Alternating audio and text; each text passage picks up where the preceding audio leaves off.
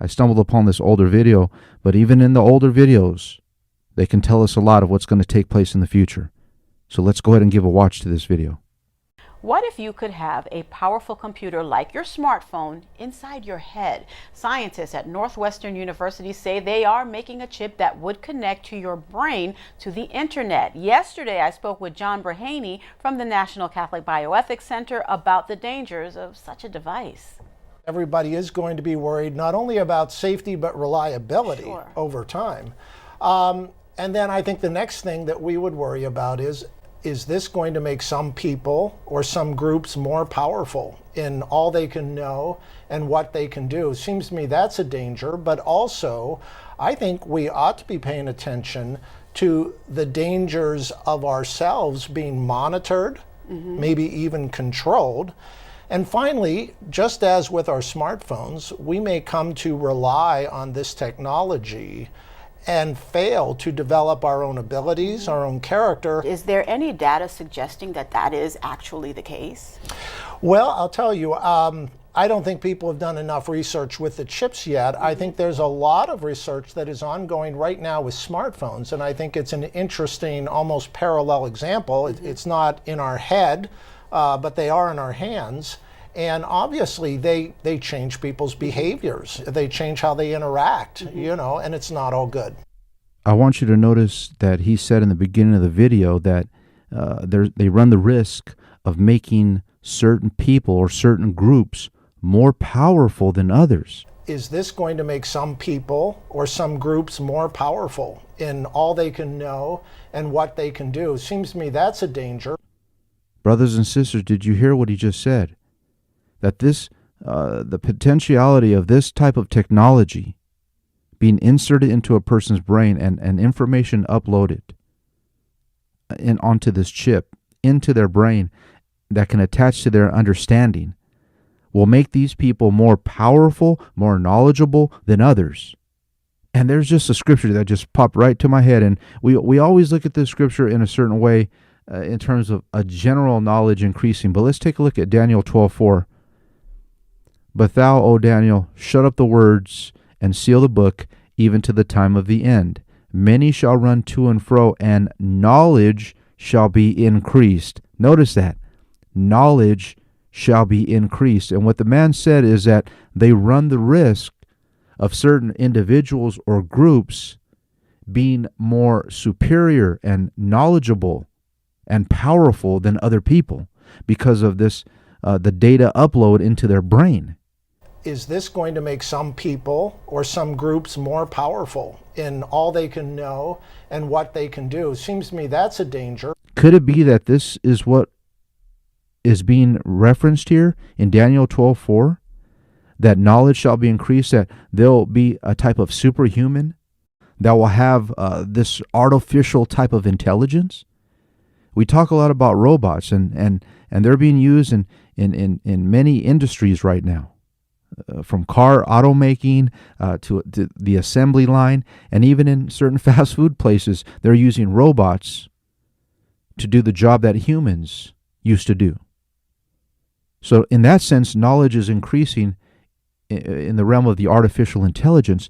But could this also mean that knowledge shall be increased in humans because of a type of chip that can be inserted in a person's brain that will give them more understanding than the next man, more knowledge, more power? Is the first chip implanted into the human brain that directly links the human brain with the hard drive of a physical computer without a wire, without a cable.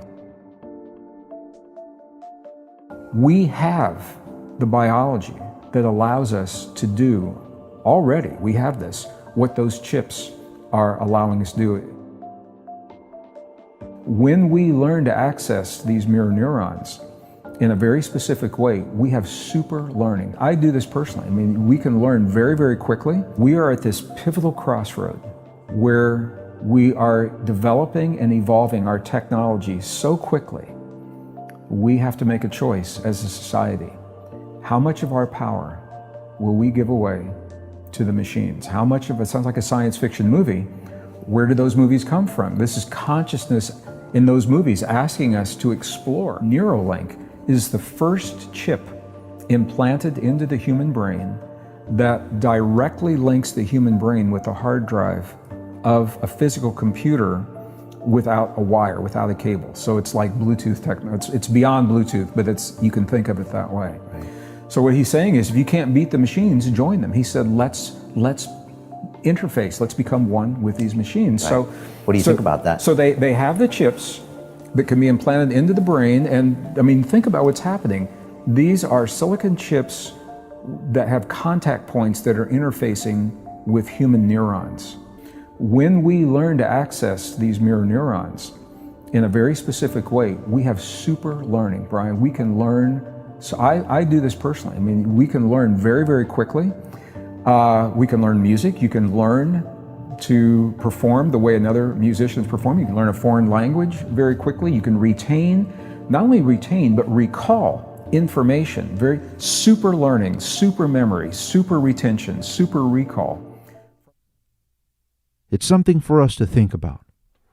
I personally still hold to the belief that this is a general type of knowledge that has been increasing for years now through technological advances and such, in computers, in the way we get information, we track things, we can find locations. I remember when I was in my teens having a big map in my glove compartment. If I wanted to go, out of the city, an hour away, that was my GPS.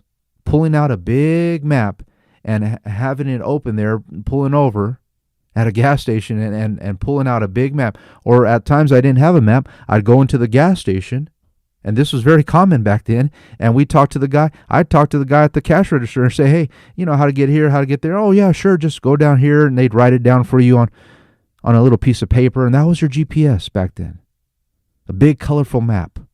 That's the way we had to find our way around at that time. But now we have GPS. So knowledge generally has been increasing. But is it a possibility that what this man said can become reality? That a type of knowledge, by the insertion of a chip into the human brain, can make certain individuals or groups more knowledgeable and powerful and superior than others? And what if this man, this lawless one, this Antichrist, what if he's the first one to be willing to receive the uploads in his brain, the commands that are placed upon that chip? What if he might be this type of man that will be more superior and more knowledgeable than the rest, and he'll have this high degree of knowledge? Oh, he certainly will be influenced by Satan. But what if he will be the one to have this knowledge highly increased via a chip inserted in his brain? It's something for us to think about. Anything's pretty much possible in these last days. Until next time. Even him whose coming is after the workings of Satan, with all power and signs and lying wonders, and with all deceivableness of unrighteousness in them that perish, because they received not the love of the truth, that they might be saved.